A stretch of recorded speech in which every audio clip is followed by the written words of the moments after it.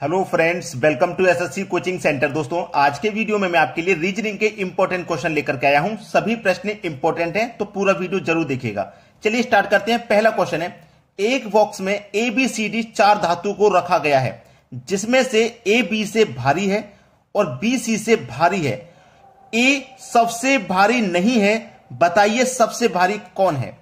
हमारा जो टारगेट है दोस्तों, मैं आपको बता देता हूं कि हमारा जो टारगेट है वो 1 मिनट से कम सवाल में करवाना है। 1 मिनट से कम जो भी प्रश्न रहेगा हम उसको 1 मिनट से कम में कराने की कोशिश करते हैं। तरीका आपको ऐसा बताते हैं कि 1 मिनट से कम में आपका आंसर आए, 20 सेकेंड, 10 सेकेंड, 30 सेकेंड में आंसर आए। ठीक है, क्योंकि ये हमारा फोकस जब रहेगा तभी तो हम एग्जाम में क्वालिफाई कर पाएंगे। वरना अगर हम एक क्वेश्चन को 4-4, 3-3, 2-2 मिनट में करेंगे तो हमारे प्रश्न छूट जाएंगे, जिससे कि हमारा सिलेक्शन नहीं हो पाएगा। तो हमारा टारगेट होना चाहिए कि कोई भी क्वेश्चन हो वो हमें 1 मिनट से कम समय में खत्म करना है। अब जिस तरीके से ये प्रश्न है, उसने बोला है बताइए सबसे भारी कौन है। ठीक है, एबीसीडी में सबसे भारी कौन है, तो उसने बोला है ए सबसे भारी नहीं है, तो ए तो हमारा आंसर होगा नहीं, क्योंकि ए भारी नहीं है। हमें तो बताना है सबसे भारी कौन है। फिर बोला है ए बी से भारी है। ये जो ए है ना, ये बी से भारी है, तो इसका मतलब बी जो है वो हल्का हो गया, तो ये आपका आंसर नहीं हो सकता। बी सी से भारी है। ये जो बी है ये सी से भारी है, इसका मतलब सी हल्का हो गया। जब बी आपका सी से भारी हो गया तो सी हल्का हो गया, तो सी भी आंसर नहीं होगा। तो बच्चा कौन? डी। ये आपका सही जवाब हो गया। तो बताइए, ऑप्शन से ही किया है, कुछ नहीं किया। प्रश्न को पढ़ के ही हमने आंसर बता दिया। इसमें 3 तरह के क्वेश्चन पूछते हैं। एक तो ये भारी वाला पूछा है, एक सबसे छोटा क्या है या सबसे बड़ा क्या है ये पूछा जाता है। तो बिल्कुल इसी तरीके से आप करोगे। ए सबसे भारी नहीं है, ए हल्का है, तो आंसर नहीं होगा। ठीक है, ए बी से भारी है। ये जो ए है ये बी से भारी है, इसका मतलब बी हल्का हो गया, तो ये भी आंसर नहीं होगा। जो बी है वो सी से भारी है, जो बी है वो सी से भारी है, तो इसका मतलब सी हल्का हो गया, सी भी आंसर नहीं होगा। तो बच्चा कौन? डी। यही आंसर होगा। तो बताइए 1 मिनट से कम में हम जो टारगेट रख रहे हैं वो आपको कैसा लग रहा है, कमेंट करके जरूर बताइएगा। अब देखते हैं अगला सवाल।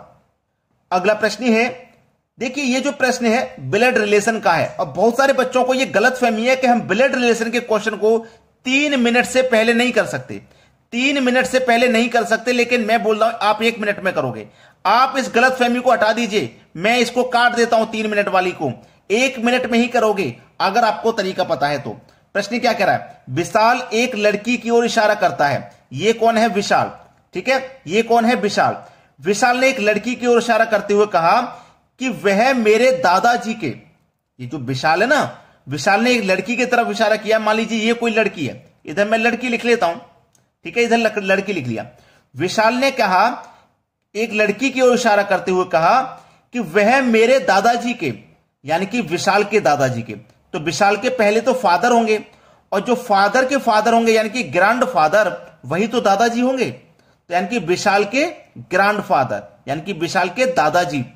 दादाजी के एकमात्र पुत्र की बहू है, तो दादाजी के एकमात्र पुत्र, तो ग्रैंड फादर ये हैं, तो इनके पुत्र कौन हो जाएंगे? यही तो हो जाएंगे पुत्र, है ना, पुत्र ये हो गए। तो ग्रैंड फादर के इकलौते पुत्र की बहू है। बहू किसे कहते हैं? पुत्र की वाइफ को ही तो बहू कहा जाता है। और पुत्र की पत्नी को, भाई पुत्र है, पुत्र की बहू बोला ना, तो जो बेटे की घरवाली होती है यानी कि पत्नी होती है, उसी को तो बोलते हैं बहू। ठीक है, तो उसने बोला है एकमात्र पुत्र की बहू है, तो इनके एकमात्र पुत्र ये हो गए। इनकी है ये बहू, ये जो लड़की है ना, इनकी बहू है। अब इनकी बहू है, इनका ये लड़का है, इनकी बहू है, इनका ये लड़का है। तो विशाल का लड़की से क्या संबंध है भाई? लड़की विशाल से किस प्रकार से संबंधित हुई? तो विशाल की ये पत्नी होगी कि नहीं होगी? सी ऑप्शन सही जवाब हो गया। बताइए 1 मिनट में कर पाओगे कि नहीं कर पाओगे? तरीका याद रखना, बस कैलकुलेशन आपकी फास्ट हो जाएगी अगर आप प्रैक्टिस करते रहेंगे तो। अब देखते हैं अगला सवाल। अगला प्रश्न है, पासे से रिलेटेड है। एक ही पासे की 2 स्थिति दर्शाई गई हैं। दिए गए पासे में अंक 5 के विपरीत कौन सा अंक है? 5 के विपरीत। देखिएगा, ये पहला पासा है और ये आपके पास दूसरा पासा है। ठीक है, 2 पासे आपके पास दिए गए हैं, पहला पासा दूसरे पासा। पूछा गया है 5 के विपरीत कौन सा अंक होगा, कैसे पता करेंगे हम, वो मैं आपको बताता हूं। ये मेरा पहला पासा हो गया, ये मेरा दूसरा पासा हो गया। पता करना के लिए हमें सबसे पहले कॉमन देखना है, इस पासे में और इस पासे में क्या कॉमन है। आप बोलेंगे 2 इधर भी है 2 इधर भी है, मतलब 2 कॉमन है ना, 2 कॉमन हुआ। जब हमें पता चल गया कि 2 कॉमन है, जब हमें पता चल गया 2 कॉमन है भाई, 2 इस पासे में भी है और 2 इस पासे में भी है, तो मैं पहले पासे में 2 है इसे लिख लूंगा, दूसरे पासे में भी 2 है। पहले तो मुझे कॉमन लिख लेना है। अब जब मैं कॉमन को लिख लिया, अब मैंने क्या किया, कॉमन को लिख लिया ना। अब जब मैंने कॉमन को लिख लिया तो ये पासे में, पहले पासे में 2 है ना कॉमन, तो 2 से मैं क्या करूंगा भाई, क्लॉकवाइज चलूंगा। ये क्लॉकवाइज चला, ठीक है। क्लॉकवाइज जब मैं चलूंगा तो क्या मिलेगा मुझे, 4। पहले पासे में क्लॉकवाइज चल रहा हूं तो 4 मिला, 4 लिख लूंगा 2 के नीचे। फिर से चलूंगा क्लॉकवाइज तो मुझे क्या मिलेगा, 3 मिलेगा। तो पहले ही पासे में चलना है तो पहले ही पासे में लिखेंगे। अब दूसरे पासे में मेरा क्या कॉमन था, 2। अब दूसरे पासे में चलो क्लॉकवाइज तो 1 मिलेगा, तो 1 लिख लूंगा। फिर आगे चलूंगा क्लॉकवाइज तो मुझे 5 मिलेगा, 5 लिख लूंगा। अब ये सब एक दूसरे के विपरीत हो गए, यानी कि 3 का विपरीत 5, 5 का विपरीत 3, 4 का विपरीत 1, 1 का विपरीत 4। हमसे पूछा गया था कि 5 का विपरीत क्या होगा, तो 5 का विपरीत हो जाएगा 3। बी ऑप्शन सही जवाब है। सभी को समझ में आ गया ना। प्रैक्टिस कर लीजिए, 30 सेकेंड का क्वेश्चन है, केवल 30 सेकेंड का। अगर मैं आपको समझाऊं नहीं, अगर मुझसे कह दिया जाए कि समझाओ मत, बस आप आंसर कर दो, तो मुझे केवल 10 सेकंड लगेंगे इसे करने में, क्योंकि मैंने इसकी सबसे अच्छी प्रैक्टिस की है। मैं क्यों करूंगा, मैं तो डायरेक्ट देखूंगा, इधर भी 2 इधर भी 2, डायरेक्ट क्लॉकवाइज चलूंगा, डायरेक्ट क्लॉकवाइज चलूंगा, ठीक है। इधर भी 2 है इधर भी 2 है, क्लॉकवाइज चलूंगा 4, इधर क्लॉकवाइज चलूंगा भैया 1 मिलेगा। फिर इधर क्लॉकवाइज चलूंगा 3, फिर इधर क्लॉकवाइज चलूंगा 5, 5 का विपरीत 3, 3 का विपरीत 5, आंसर आ गया 3। कितना सेकंड लगा, 10 सेकंड लगा होगा मुश्किल से। आप भी ऐसे ही प्रैक्टिस कर सकते हैं, बस मेहनत करनी है आपको। चलिए अब देखते हैं अगला सवाल। अगला प्रश्न है रेलवे का सबसे अच्छा क्वेश्चन, निम्नलिखित विकल्पों में से विषम को चुनिए। अब आपको इसमें से विषम चुनना है, कैसे चुनोगे, आपको इनका नंबरिंग पता अगर नहीं है, 1 से लेकर Z तक, A से लेकर Z तक 26 अल्फाबेट होते हैं, जिसमें से आपको पता होना चाहिए कौन सा अल्फाबेट कितने नंबर पे आता है। जैसे मैं इस अल्फाबेट की बात करूं, 2 4 6, B मेरा 2 पे आता है, D 4 पे आता है, F 6 पे आता है, लिख लिया, सबको नंबरिंग कर लिया। G मेरा 7 पे आता है, H 8 पे आता है, J मेरा 10 पे आता है, इनको भी कर लिया नंबरिंग। L मेरा 12 पे आता है, N 14 पे आता है, P 16 पे आता है, इनको भी नंबरिंग कर लिया। R मेरा 18 पे आता है, T 20 पे आता है और B 22 पे आता है, इनको सबको मैंने देखो नंबरिंग कर लिया। जब मैंने सबको मैच किया तो देखो यहां पे 2 का अंतर, यहां पे भी 2 का अंतर, यहां पे 2 का अंतर, यहां पे भी 2 का अंतर, यहां पे 2 का अंतर, यहां पे भी 2 का अंतर, लेकिन यहां 2 का अंतर नहीं है, यहां 1 का अंतर है, यहां 2। तो देखिएगा ये और ये तीनों समान है, तीनों में 2 2 का अंतर है, लेकिन जो बी ऑप्शन है मेरा वो समान नहीं है, तो यही विषम हो जाएगा। बी ऑप्शन क्या हो जाएगा, मेरा विषम हो जाएगा। समझ में आ गया। अब देखते हैं अगला प्रश्न। अगला प्रश्न है, इस प्रश्न में जब आप देखोगे बीच में 10, बीच में 24, बीच में क्वेश्चन मार्क। जब बीच में क्वेश्चन मार्क है तो मुझे यह देखना है कि यह बीच में 24 कैसे आया, यह 10 कैसे आया। उसी तरीके से मैं ये संख्या बनाऊंगा। तो मैं ये बीच वाली संख्या को कैसे बनाऊंगा, बाहर वाली संख्याओं से बना सकता हूं। अगर मैं बाहर वाली संख्याओं को जोड़ूं, चाहे गुना करूं, चाहे घटाऊं, कुछ भी करूं, लेकिन मुझे ये 10 बनाना है। तो चलिए सबसे पहले मैं जोड़ूंगा 0 और 6 को जोड़ूंगा, 6 और 4 10, 10 और 2 12। सभी को मैंने जोड़ा, 12 मिला, यहां पे 10 नहीं मिला। चलिए आगे को भी जोड़ के देखता हूं। पहले मैं 2 और 10 12, 12 8 20, 20 में 6 जोड़ूंगा तो 26 हुआ। अब कुछ कॉमन समझ में आया।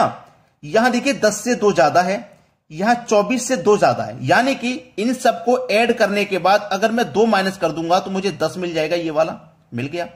ऐसे ही यहां पे सबको जोड़ने के बाद 2 माइनस कर दूंगा तो मुझे 24 मिल जाएगा, ये वाला देखो मिल गया। बिल्कुल सेम रिलेशन यहां पे आ जाएगा, 4 और 14 18, 18 12 30, 30 और 10 40। सबको जोड़ा तो 40, लेकिन सभी को जोड़ने के बाद 2 भी तो माइनस करना है, तो यहां पे क्या करना होगा, 2 माइनस करेंगे तो आपका जो रियल आंसर है 38 आ जाएगा, सी ऑप्शन। क्लियर हुआ सभी को। चलिए अब देखते हैं अगला प्रश्न। अगला प्रश्न है, नीचे दिए गए शब्द का उपयोग करके कौन सा शब्द नहीं बनाया जा सकता। यह प्रश्न परीक्षा में आता है। अब यहां पे यह शब्द दिया गया, इस शब्द से कौन सा शब्द ऐसा है जो नहीं बनाया जा सकता। अब देखिएगा कैसे चेक करते हैं। इसमें बी है, एल भी है, ई है, एन है, डी है, बनाया जा सकता है। बी है, ए है, ए इसमें कहीं भी नहीं है। जब इसमें ए है नहीं तो फिर ये अक्षर कैसे बनेगा? नहीं बनेगा। ये तो बन जाएगा, इसमें जो अक्षर है वो सभी इसमें है। L E N D, L E N D, ये भी बन जाएगा।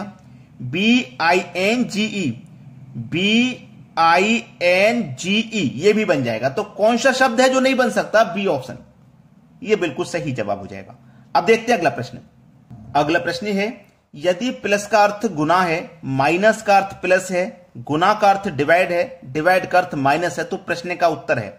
प्रश्न आपके पास ये रहा, ये जो समीकरण है ना, इसको हल करना है। चलिए, हमारे पास सबसे पहले 54 है तो मैं 54 लिख लेता हूं। अब गुना है, देखो उसने क्या बोला है, गुना का अर्थ डिवाइड है, तो जहां गुना लिखा होगा मैं वहां डिवाइड ले लूंगा, क्योंकि गुना का अर्थ उसने डिवाइड कहा है। अब माइनस है, अब देखो माइनस का अर्थ बोला है प्लस, तो जहां माइनस होगा वहां हम प्लस लेंगे।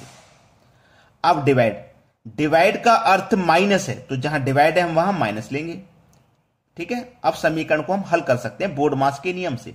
तो इसमें सबसे पहले बोर्ड मास के नियम से क्या होगा? डिवाइड सॉल्व होगा, यानी कि 9 से डिवाइड देंगे हम 54 में, तो इतने का मान, डिवाइड का मान कितना होगा? 9 6 54, 6 आ गया। प्लस का साइन ले लो, 3 ले लो, माइनस का 4। अब बोर्ड मास के अकॉर्डिंग क्या होगा? माइनस प्लस में प्लस होगा, बोर्ड मास के अकॉर्डिंग प्लस करेंगे। 6 और 3 9, माइनस करेंगे 9 में से 4, कितना आंसर आ जाएगा? 9 में से 4 गया तो 5, यानी कि क्वेश्चन मार्क की जो वैल्यू है वो कितनी पता लग गया आपको? 5। बी ऑप्शन हो गया सही जवाब। अभी तक लाइक नहीं किए हो वीडियो को तो लाइक कर दो भैया, शेयर नहीं किए तो शेयर कर दो, और कमेंट में सभी बच्चे बताएं आपको हमारे वीडियोस कैसे लगते हैं, और अपना अपना अगर आप नाम कमेंट करोगे हमारे कमेंट बॉक्स में तो हमें बहुत अच्छा लगेगा। ठीक है दोस्तों, धन्यवाद।